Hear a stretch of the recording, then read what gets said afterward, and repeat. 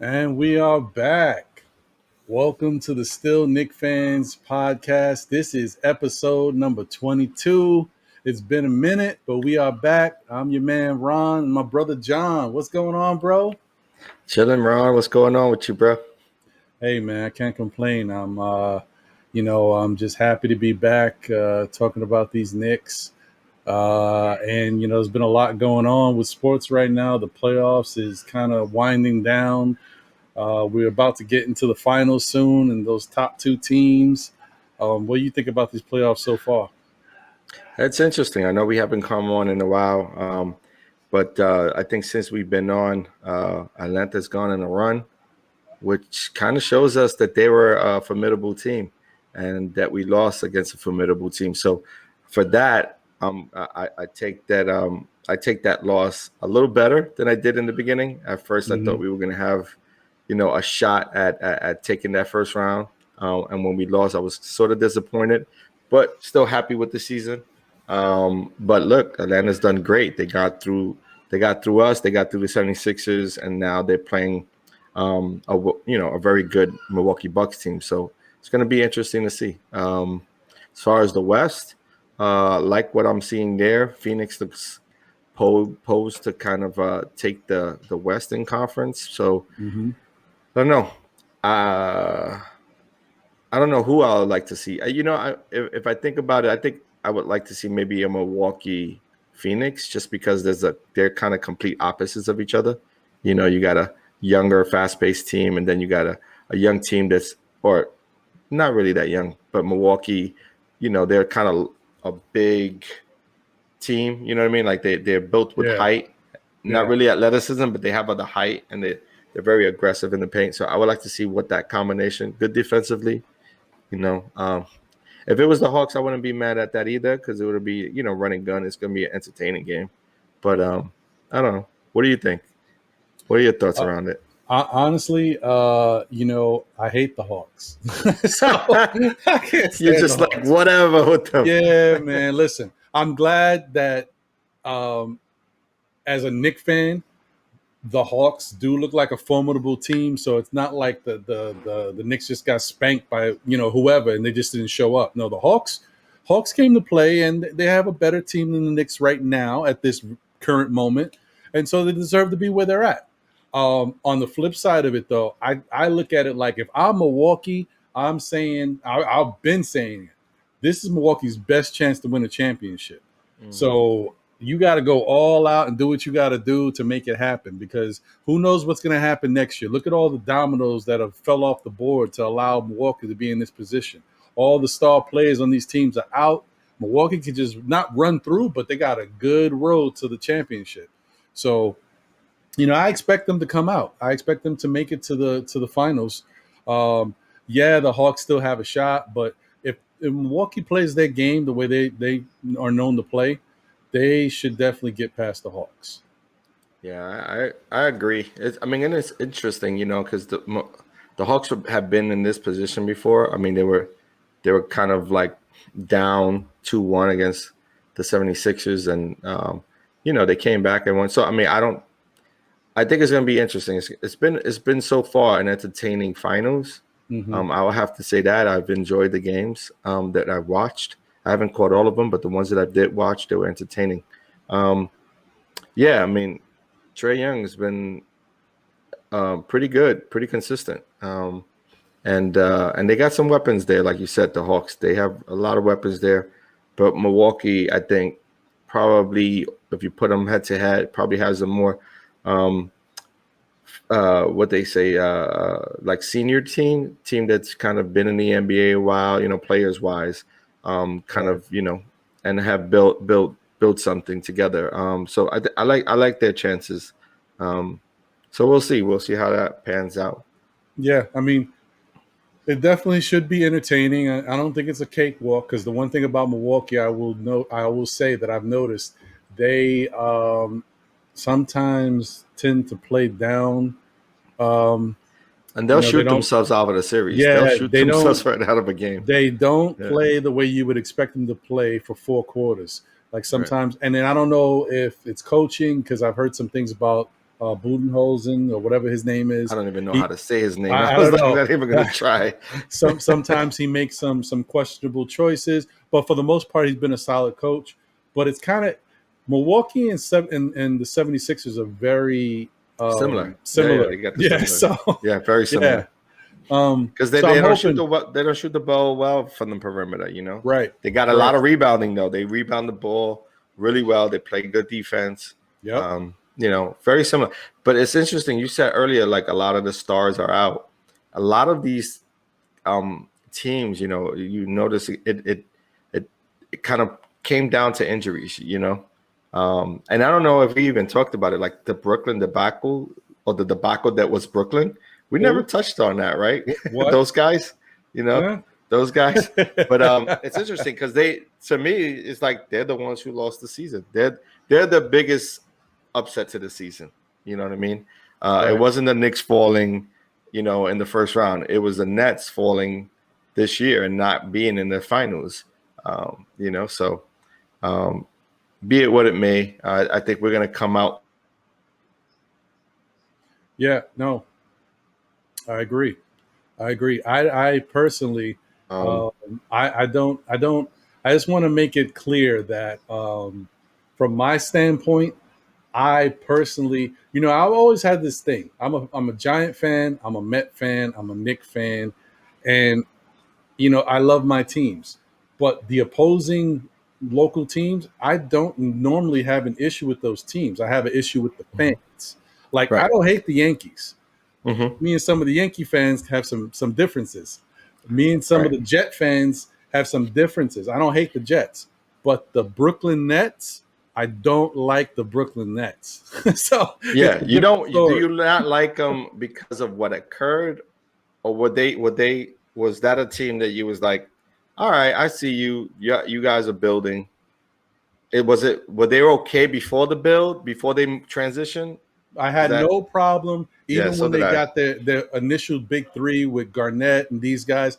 I had no issue with that team. It's the type of guys they have now. I'm just not a big fan of Kyrie Irving. I'm not a big fan of Kevin Durant.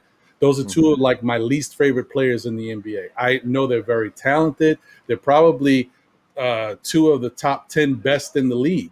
But I just don't like could them. Potentially be two of the top 5 in the league. Exactly. Eventually, especially Durant. But I just don't like them personally. And so it's hard for me to watch or root for them at all. So, yeah. And LeBron's in there too.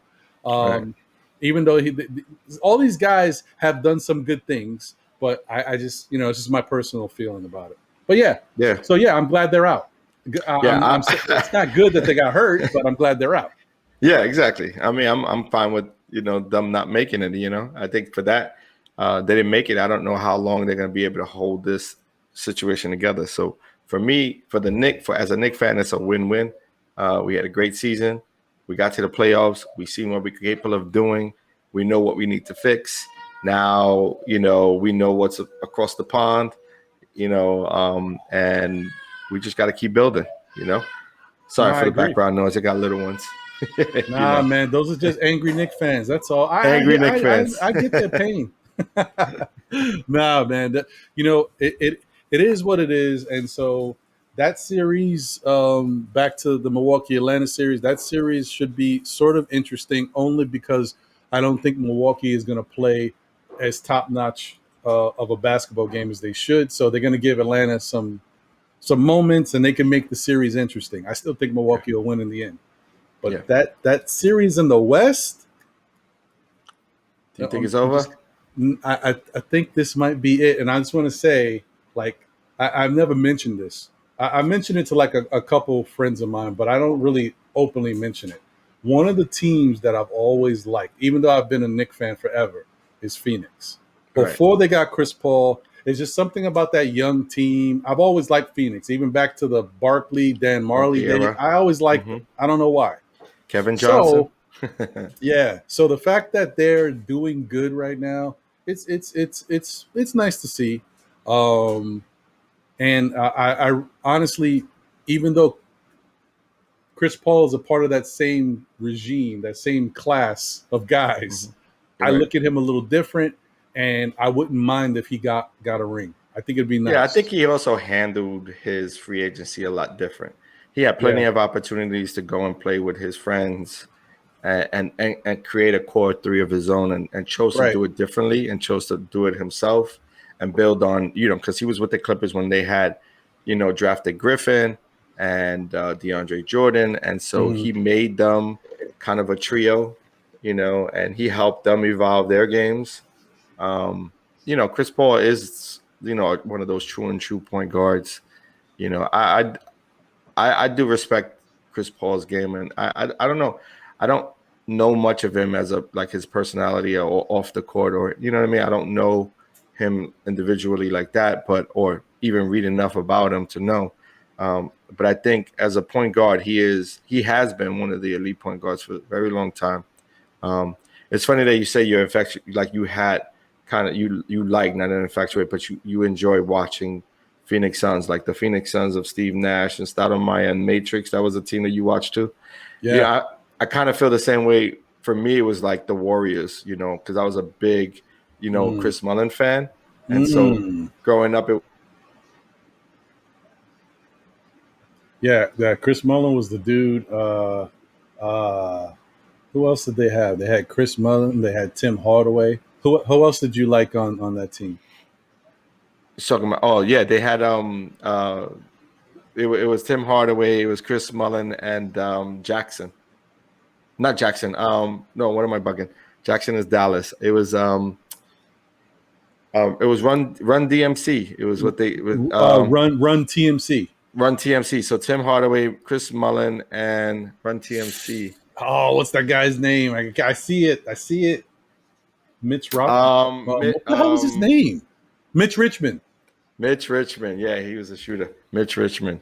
Yeah, so that was the squad I like watching if I wasn't watching the Knicks.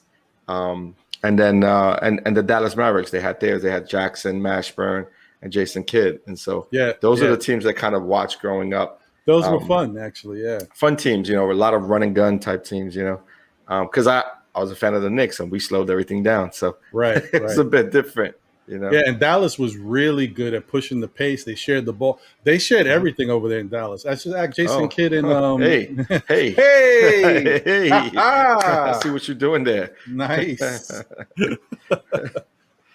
But yeah, it was pretty cool, man.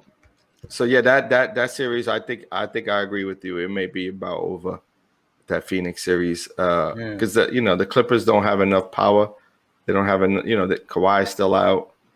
They may get lucky. Paul's doing a lot of on his own. I don't know. It's true. It's true. And I will say, well, I know you mentioned Chris Paul's character. I think Chris Paul's character is pretty solid. Can he be a little dirty on the basketball court? Yeah, he's one of those gritty type of. He's like a Gary Payton type. He's Mm-hmm. just not as like in your face as Gary Payton would be, but he Right. still comes from that type of school. He is like Mm-hmm. that. Yeah. Yeah. But I think the only thing I ever remember about Chris Paul having any issues was with the Clippers. There was a lot of stuff going on between him and Blake Griffin and DeAndre Jordan. I don't know what that was all about, but I think that's kind of water under the bridge now. But it was a little Right. funky over there for a minute. But But ever since, listen, I mean, he made them who they were. To be honest, I it's mean, true. It's true. neither of them could really do anything without the facilitation of Chris Paul. You know what I Yeah. mean? Like, imagine Blake Griffin being the guy there without a point guard to distribute the ball like to him. It would be a different kind of player. He wouldn't have been looked at you know like he was at the time. A lot of open runs to the rim. So. I think that's the thing about Paul. I think he's a top 10 Mm-hmm. defender at the point guard position. Um, I say top 10 now. I mean, when he was younger, he was Yeah, top 5. yeah, Um, and I assist too, just right? He was Yeah, like yeah, top. yeah, Oh, yeah. Oh yeah, always. I think with him, it was the whole thing that since he played so tough as a defender, and he didn't take nothing from nobody. At that time, Blake was coming into the league, and he was getting bullied a lot, or at least people were trying to bully him. He was looked at as soft, and I right. think maybe that's where they had a little bit of a little bit of a riff. But hey, The one thing I'll say about Chris Paul, which I really like, is when he left and went to Houston. Mm. He did like one of those ESPN like things where they followed him, as he goes to Houston and meets his teammates. He just looked like a great guy, man. He embraced the city. He really wanted to make something special with him and Harden. So I like that about him. He didn't have anything bad to say about his previous teams or anything like that, as opposed to those other two guys in Brooklyn. And that's part of the reason why I don't like them. So yeah. Okay. Yeah, no, enough. I agree. I agree. But I think Phoenix is coming out the West. I think even though the Clippers are actually I think surprisingly showing that with all that firepower and all that stuff they got going on over there, without Kawhi, they're in trouble. It's a different team. They play differently without Kawhi. Yeah, they really do. They really do. So I haven't really seen a Reggie Jackson sighting this series. Like, he came alive last series, but this series he hasn't really done much, and that's unfortunate because they're going to need him. To win these games, they're going to need him to provide some points and some leadership, but doesn't seem to be having a really good series. I agree, and I'll tell you one thing. It kind of shows one thing: DeAndre Ayton is really good. That guy is good. Oh, man. Absolutely, yeah. But they got a lot of good players. They got Cameron Payne doing really well. I mean, Cameron Payne, look at how he's playing. That's what I'm saying. Oh, what's the Bridges that they got? Yeah. He's damn sure really good.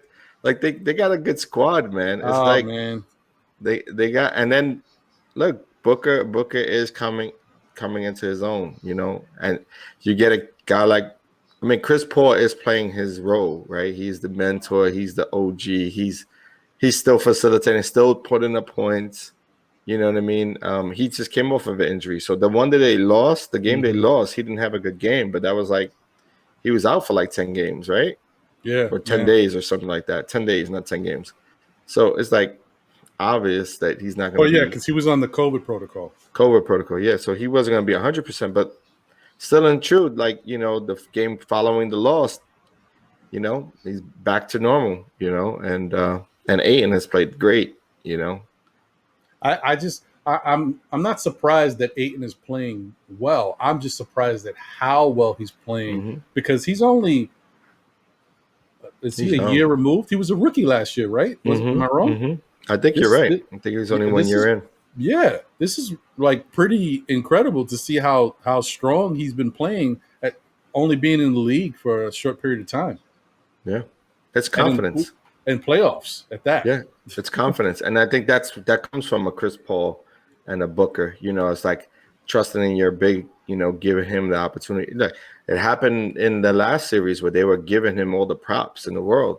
Just giving him the props and saying, "Hey, we're gonna follow his lead. He's gonna be the person that we're gonna lean on." I mean, that's a lot of that shows a lot of character from the team and from him because he showed up. I agree. So I say predictions, if it's not already obvious, thinking it's going to be the Suns of Milwaukee in the finals. Yeah. And if you're asking me who do I think will win that, I'm going to say Phoenix. Even though I think Milwaukee should come out there. I'm telling you, like, if their life depends on it, this is their best chance to win it all. I just think Phoenix is a really strong team. I think Phoenix is if they're playing their best basketball, they're a tough team to beat. I don't think Milwaukee would know exactly what would hit them after coming off of Atlanta, because as good as Atlanta's playing, they're not Phoenix. Yeah, no, I have to agree with you there. I mean, Phoenix has the better overall team, I think, as far as shooters. They could push the tempo. I think the problem with Milwaukee,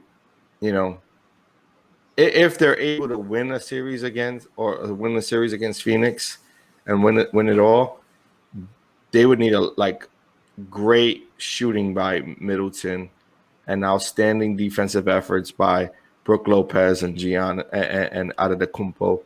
They would have to be like playing at their highest levels. I don't necessarily see Phoenix going on a shooting drought because they got too many shooters, you know. And Ayton, I mean, you know, I don't want to say he's going to be dominant in the block because you got someone like Brook Lopez who's seniored, but he has the speed advantage. So, you know, I could see them running up and down the court and utilizing that. I mean, Clint Capella did a few times in yesterday's game, so Right. could see that being a thing. So, yeah, I would have to say I agree with you. I mean, at first I was like, wait, really, the Phoenix? But yeah, I would have to agree with you. If they met with Milwaukee, I would think that, you know, Phoenix has the upper hand. Yeah, and if somehow Atlanta, I don't see it, but if somehow Atlanta were to make it, they're not Phoenix. Phoenix is going to take care of them. I'm not. I don't like that matchup. I don't see that as a favorable matchup for the Hawks. Not at all. No. Well, hey man, listen, that's what's going on in the playoffs today, folks. And you know, but we still Knicks fans here. So, you know, we might as well take a look at some stuff that's happening with the Knicks. And of course, we know they had the draft lottery positioning. You know, was it last week? You know, Knicks, you know, kind of already knew their positioning. I think they have the 19th pick, the 21st pick, the 38th pick, and they have another pick. I'm gonna figure that out right now. Yeah. So if you're a Knick GM right now, and you're seeing what the team did, you know, they got to the playoffs for the first time since what, 2012 or 2010. Yeah. So things are pointing upwards. You got to make some changes. You got to figure out how to, you know, shape this roster to make it a little bit more well-rounded. What do you think they should do? Do you think they should, you know, keep these picks and try to get as much talent as possible, or maybe move up? Yeah, I think I'm in the mindset of trying to find a way to trade a few assets away and get into that top 10, you know, get into the top 10 where we're hearing, you know, we have kind of the deepest, you know, draft since like the LeBron James draft, where you had everyone, you know, like Dwayne Wade, and you know, we had the lights of a lot of, you know, strong players coming out, Melo, Wade, you know, Bosh. So if that's what we're hearing from, you know, the scouts, right? If the scouts are saying this is the deepest draft ever, why wouldn't we try to figure out ways to get into the top 10? It may not, you know, they all don't pan out, of course, but you know, if it's not saying we're giving up on RJ Barrett, you know what I mean? If we don't move on RJ Barrett, then why not? Why not try to figure out a play to get into the top 10 or top 5 potentially, you know? I would like to see that happen. I mean, besides a trade, I mean, what kind of trade can you make that was going to make you a solidified playoff team? You know, I mean, if you make the big leap and you trade away everything for Lillard, what are you getting back? You know, are you going to be able to build a team around Lillard and Randall if you keep them to make, you know, to make any substantial growth within the team and the organization? I think the organization structurally is going to be better, right, as we move into the future. But as far as team, if you lose so many assets, you like starting from square one. That could build some turmoil. So I mean, I would like to see them stay young, and try and see if we could, you know, get lucky on one of these picks. If we aren't able to get into the top 10. I say then at that point, look into who's, you know, best case scenario, best player available, you know, at each position that where you need to fill these holes, where you need to fill gaps. You know, of course, we're light at center, right? That's one of the positions that I'm looking at. We're light at center. We're light at point guard. So though, if we can shore up the center position and point guard position, I think we'll be okay. Because if we stay with whoever's on the roster now, I think your Nerlens Noel can easily be a 4. I think Taj can easily be a 4. Actually, he is a 4. Randall is a 4. And so you have enough depth there, but what you don't have depth in is in the true center position where you only have 1 7-footer in Mitch Robinson, and you see our boy, he's gaining weight. He's eating that steak and potatoes. Yeah, he's up to 270 pounds. So it looks all right. Looks all right. I don't know if he can maintain that weight. Wallace. Hey, man, that'd be nice. Imagine that. If he packed on some muscle like that. He got tired of Dwight Howard pushing him around. That's what it is. I mean, it definitely could help him. Maybe his body's a little bit brittle. That will definitely might be able to help him sustain, his health a little better, so he doesn't get injured as often. I hope that's the main. This is interesting because it was 1 year. This is the first year where he really's gotten back-to-back injuries. I don't recall him having that the last 2 years. I think, and maybe that's the reason for him saying, you know what, I gotta put on some pounds and maybe put some more weight on my ankles, because he's having a lot of lower ankle leg type issues. Right. It was all this year, but still, it's like a bad thing to have to deal with. You don't want it to be a chronic thing, especially at his size. Yeah. Right. Yeah, man. So I agree with you. I personally don't think Thibodeau wants to have a whole bunch of young guys on the team. He's got enough young guys. He's trying to figure out how to incorporate into the rotation, not to have to bring guys that have to come off cold, learn the whole system and all this stuff, and you're still trying to figure out what they got as you're trying to like that.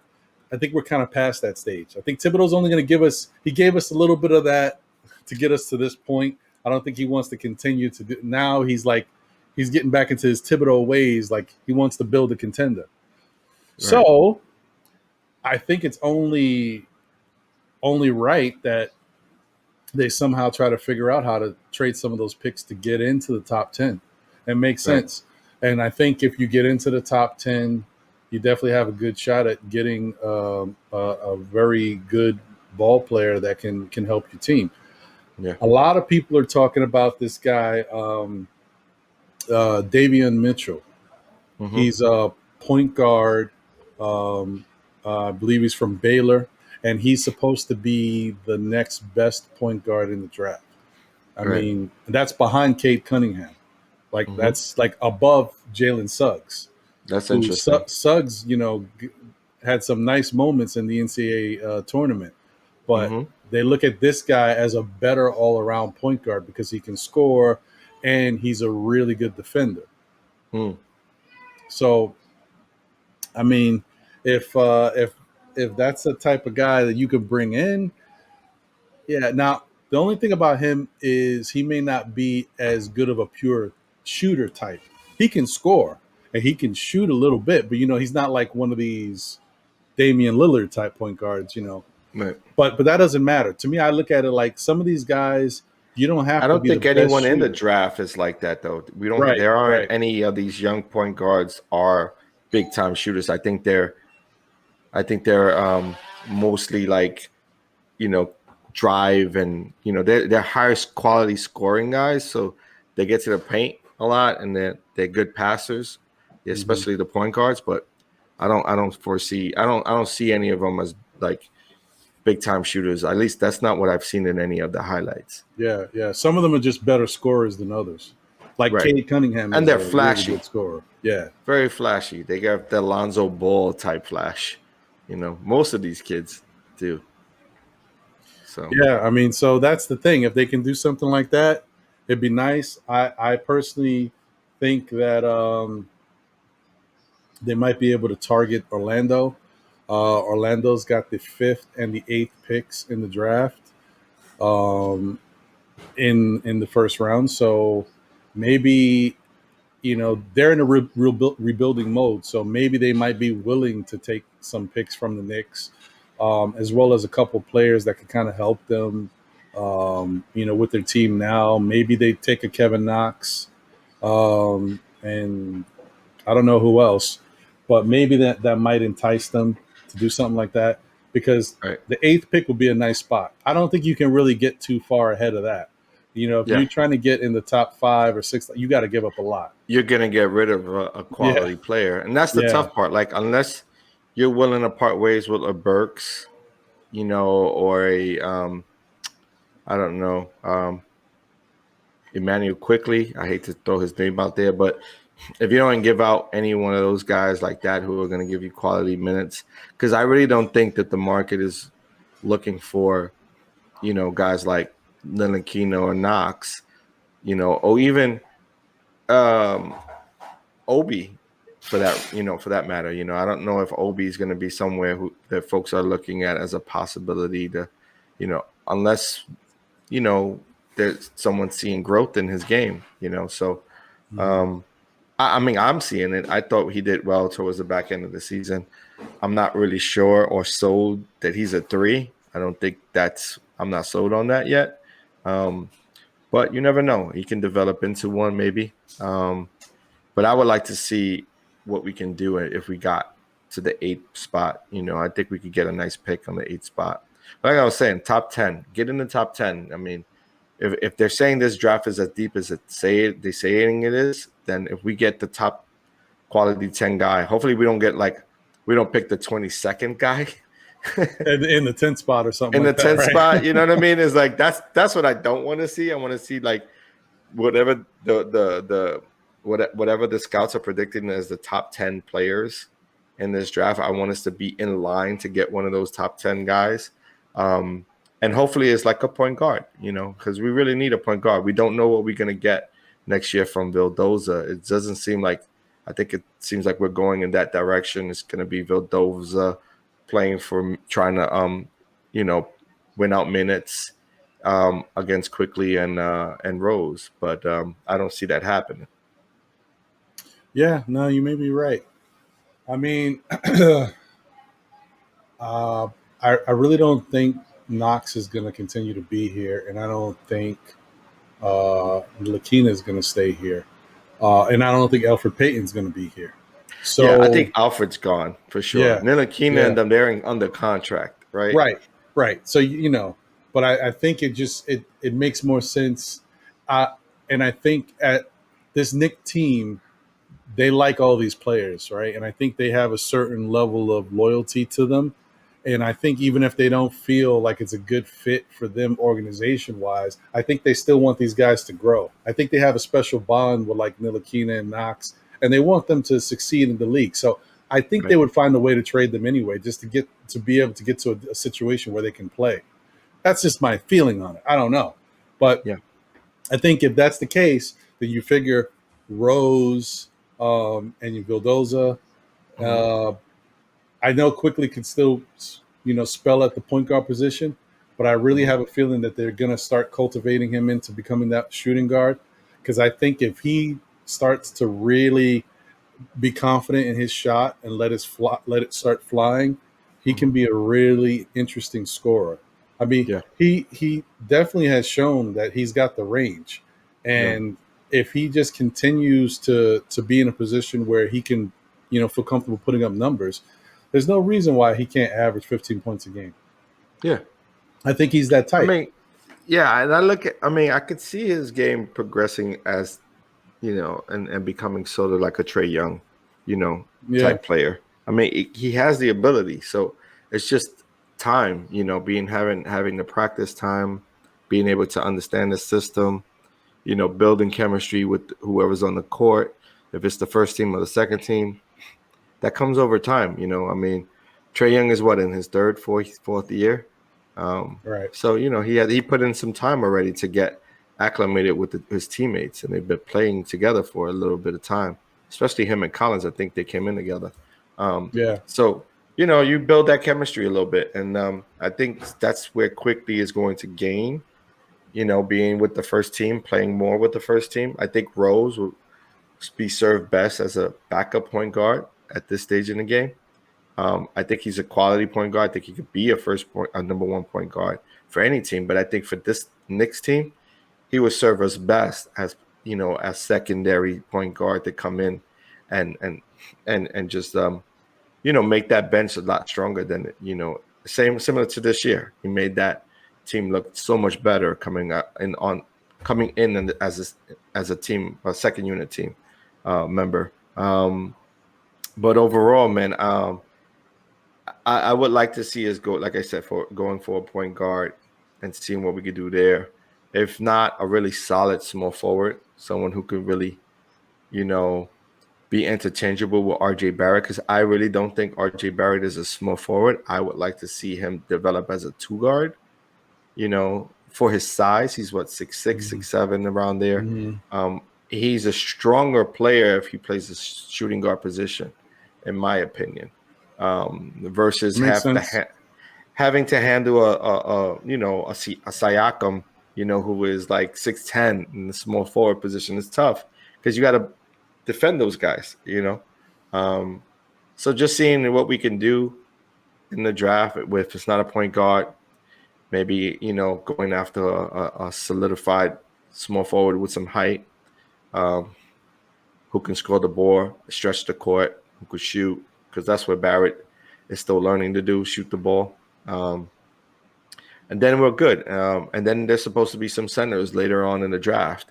And so maybe somewhere in the late first round, or second round, we can find a center who can, who could have the build of a real center, someone who can spell minutes for Robinson, you know what I mean? Not like a 6'9" power forward transition into a center. We got to get big.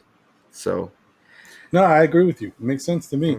And I hope that's the way they're looking at it too.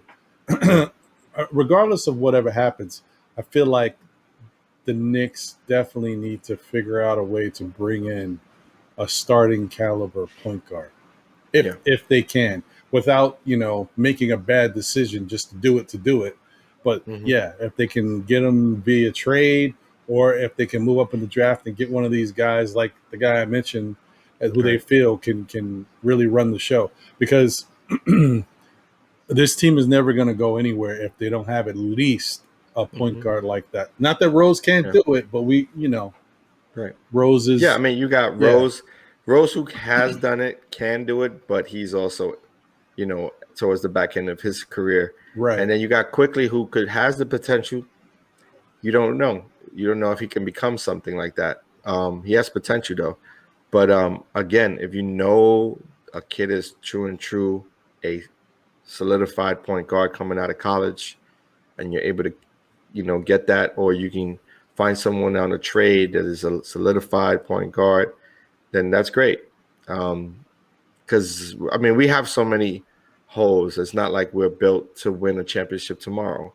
Right. You know what I mean? We're still a rebuilding team. We got into the first round of the playoffs and we got bumped. So we're still a rebuilding team. I think what I'll be surprised to see if it happened, and I don't think it would be the Knicks moving away from Julius Randle, gaining some assets in order to get either into a top 3 pick, 5 pick, or maybe for a big name. I'll be surprised if that happens. And I'll be surprised if they let go of Barrett. I think they think that Barrett will be their future. He is only, 21 years old. Emmanuel Quickly, I think they expect him to be a budding star as well. So I don't see them moving on from those guys, Obi Toppin. Although I would see them moving away from Obi Toppin before RJ Barrett and Quickly. But that's just an opinion. I don't really know. I agree with that. And I think this summer league is going to be very important for Mr. Toppin. Yeah, I agree. I think it could it could definitely go a long way into showing his growth and letting the Knicks know what they have, because if he doesn't look good in the summer league against lesser competition, more like his peers that he should be able to dominate, considering his Right. experience and stuff like that. It could be tough for him. Could be tough, and he might look like a very good, trade asset. Yeah. So, Well, I mean, it's going to be interesting to see, right? Like, where do they play him? Who's do you know who's coaching the summer league for our squad? Is it no, I don't. I don't know no? yet. I don't know yet. I'll be interested to see if it was Payne, if it was what's his name from Kentucky. Oh yeah, yeah. Uh, that would be interesting if he was the coach there, because That would be well, interesting. I Yeah. would like to see what he does with the top end, right? Because he never coached him, in like he coached Quickly, so he knows what Quickly provides. So Quickly would probably be the point guard in the summer league, and then do you invite Knox in? Do you invite guys who didn't really get no opportunities? Is the question. You know what I mean? That's tough. It's Because tough. He's a senior now, right? RJ's not going to be there, because I think RJ's going to be a part of the Olympics. I don't think Well, I you know want he him to will be a be. part of it. No, I don't think he. Yeah, Yeah, exactly. you don't So, want him to get injured in something like that, right? true. So, but you Although would he is give, doing the Olympics thing, so that's yeah, but that's the Canada thing, right? He's not, right. he's gotta show up for his Canadians, His countrymen. his countrymen, yeah. But as far as Knox, do you give him an opportunity to get another look at him, right? Because you I do think. chance this I year. think if you're Knox, you want it. I think if You you're want Knox, you that. say, "Listen, I got to be out there." Same goes for Ntilikina, right? You say, even though I'm not a rookie, I'm not a sophomore, I need an opportunity to show what I can do. And because you want to get other teams to look at you as well, to see if you get some more viable minutes. If not, show the Knicks that, hey, I'm an asset, utilize me, and see if I could be a part of this team or part of the rotation. But yeah, I would like to see where they play Toppin. Do they play him at the 3? Do they play him at the 4? If you play him at the 4, then that means he's only there to give Randall a break, unless you're moving away from Randall, right? Imagine they put him on the 4 and he starts to kill at the 4, like kill, like becomes the MVP of the summer league. That's something, right? That's a toss up at that point, right? Because you could only fill one position there. So That's I very don't know. true. That's very true. But it gives you a really nice thing It does. to have. Yeah, because Yeah. now you can say, well, we might be good at this position.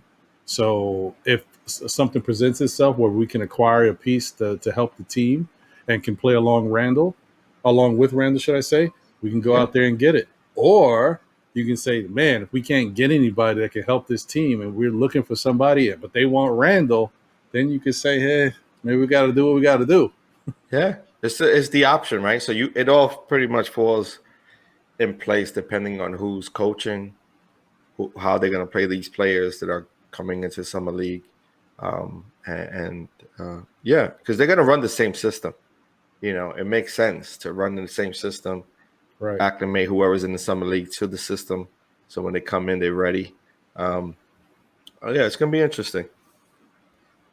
Well, I mean, we'll definitely we'll see what happens, man, because we got the summer league, and then the NBA draft is the 29th. So I think the summer league should already be going on prior to that. So they'll have a chance to take a look at these guys and see what they can do. I mean, I hope Vildoza goes out there and shows out, because he's a Imagine that. professional.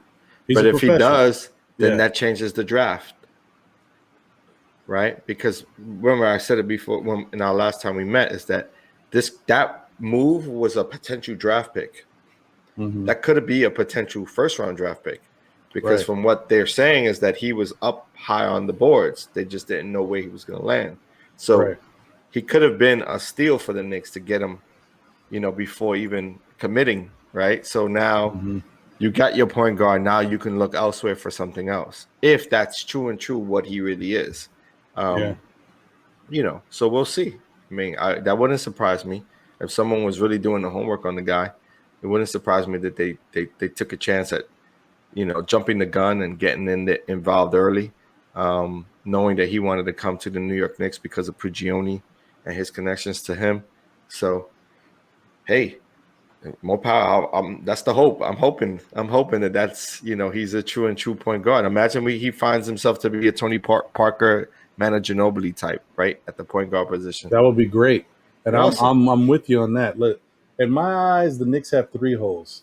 They need a Right. point guard, a true point guard, Right. who can score a little. Not no point guard that can just facilitate but can't score because he's a liability.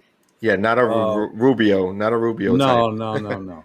Yeah. They need a shooting guard Or small forward that can shoot, small right? forward that can shoot. Right. Either one, either or. Right. And they need a big that can stretch the floor. Yeah. Because they don't have that. And you'd be surprised at how important that is to have a big that can give you that lane that lets Randall do his thing. Because you move that center out of there, I agree. they got no choice, you know? So No, that's I a agree. really nice thing to have. Right. That's why I'm looking at I really like the Luke guy. What's his last name? I always forget that guy. He's a college player.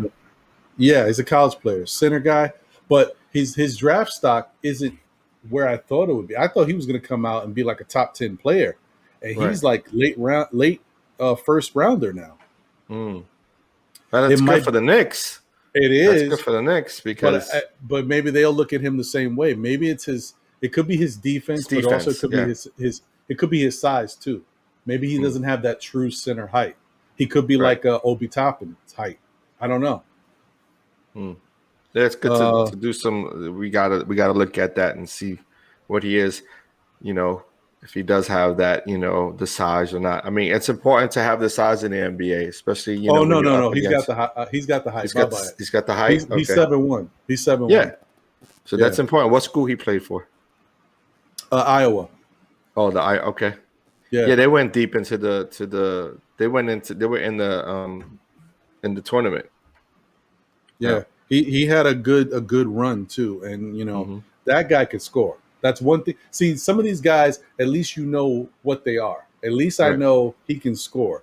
The defense is another story. But he's tall. Right. And he's got the size he could shoot it from the perimeter. Yeah, and he averaged 24 points and 8 rebounds. Right. And that was he could put it on the floor too. Yeah. He's got skills. He's got handles. Part of his issue, obviously, with just the 8.7 rebounds is because he did roam on the perimeter a lot. Right. Yeah. But I can see that again. But you mix and match. You have a guy like Mitchell Robinson. They could play against each other, practice with each other. Like I said, it's always a good thing when you got bigs that can work against each other because they learn from each other at some point during the game or during the practice. Yeah, man, that's going to be interesting. We'll have some more as the year goes on or as the summer goes on. I mean, one thing we do have is salary cap and lots of draft picks.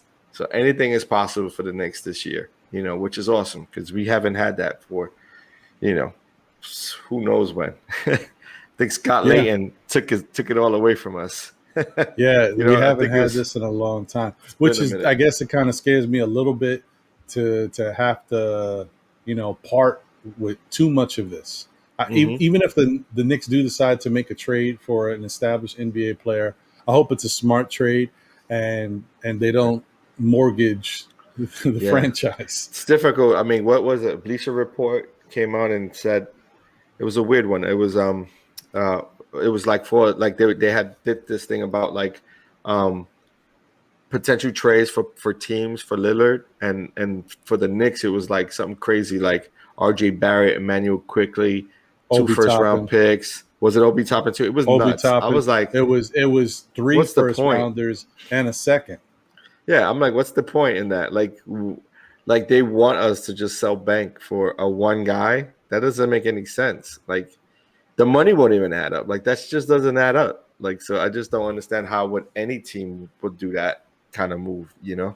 I can see like a budding star and a couple of draft picks for Damian Lillard, but not the entirety.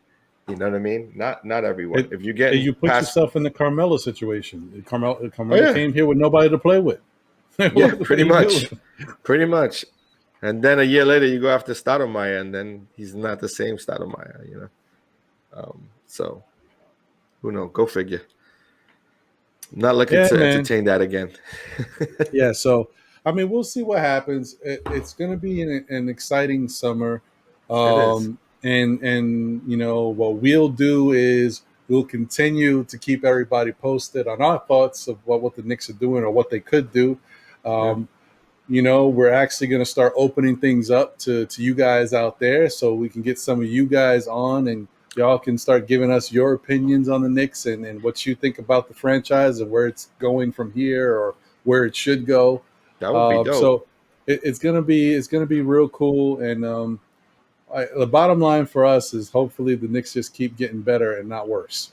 Right. Yeah, absolutely. Absolutely. So what's your folks look out for? What we have a title for this? Like we're gonna post Yeah, something? I think we're gonna call this still Knick fans across the globe. Oh, Because nice ring. there's That's a nice ring. yeah, because there's a lot of Knick fans out there, in different Across the states, globe. different countries, you know, We global, unlike Brooklyn. and they need to be heard, man. They need to be heard, you know, True. because True. let's not forget, we are still New York's basketball team, number We one are number basketball one team. basketball team, right? That ain't gonna change.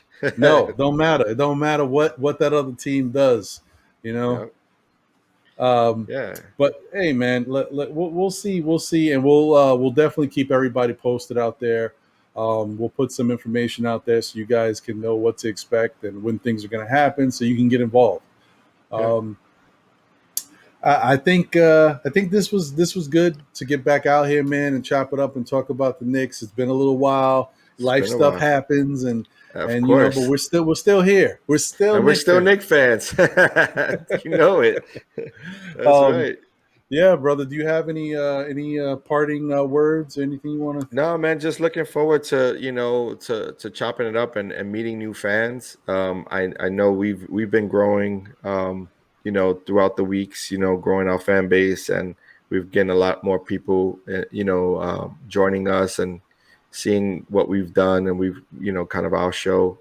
But I'm excited to hear from the fans, and if we can give the platform and make the platform available to our fans, then and to fans of Knick fans, to Knick fans in general, not just generally our fans, but to Knick fans. That'd be awesome, because I would like to hear other perspectives too, Yeah, and seeing what their thoughts are, especially if we can link up with people from across the globe. We never know. We may find someone from Nigeria or something, and they're a Knick fan, or Santo Domingo, or you know what I mean? right. Like, I would love to see, get the mix of people coming in and just giving their insight on the Knicks, because the Knicks is a global brand, and so, yeah, with that said, man, I'm looking forward to that. We'll take probably Independence Week off, because that's going to be, a week for the family and everything and friends. But yeah, maybe shortly after that, we come back and we'll visit someone, maybe start, locally and then build out. Maybe That we'll find works. someone from Brooklyn to join Yeah, us. yeah, Because that works, we're from man. BK. We're from BK, so we gotta, represent and bring a Knick fan from BK to show the world that it's not just the two of us. There's a lot of Brooklyn fans That's that right. come. They're all strictly New York Knicks. So yeah, maybe we'll start like that and then branch off to other parts of New York and the world. I like it. I'm with it, and Yeah, I'm man. excited. I'm excited for it, and I'm excited to continue for our podcast to grow and platform to expand and get better and better. And also, you know what? It's really exciting to be able to speak to other people about the Knicks, man. I just love Absolutely. talking about them. So, Yeah, I agree. I agree. well, this has been a pleasure. Once again, bro. You know, I always love talking Knicks with you. It's definitely one of those things we gotta keep doing and keep grinding, keep grinding. That's And right. hopefully you guys out there will continue to watch us and support. You know, like, subscribe, tell a friend who tells a friend who tells another friend. We'll just keep coming at you guys with content. And now we're gonna start getting you guys involved. So stay Right. tuned and be That ready might be because that might be the tagline. Tell a friend. Yeah, That might be the tagline right there. That could be it. So stay tuned, right, because stay tuned. you know, who knows? You might be the next one to get on the show and start talking about the Knicks. Yeah, man. Openly invitations, right? Open invites for everyone. Yeah. That's awesome. Open for everybody. We don't alienate like that other team in New York. Thanks. All right, man. This has right. been real. Still Knick Fan Podcast. We out of here. All right, peace.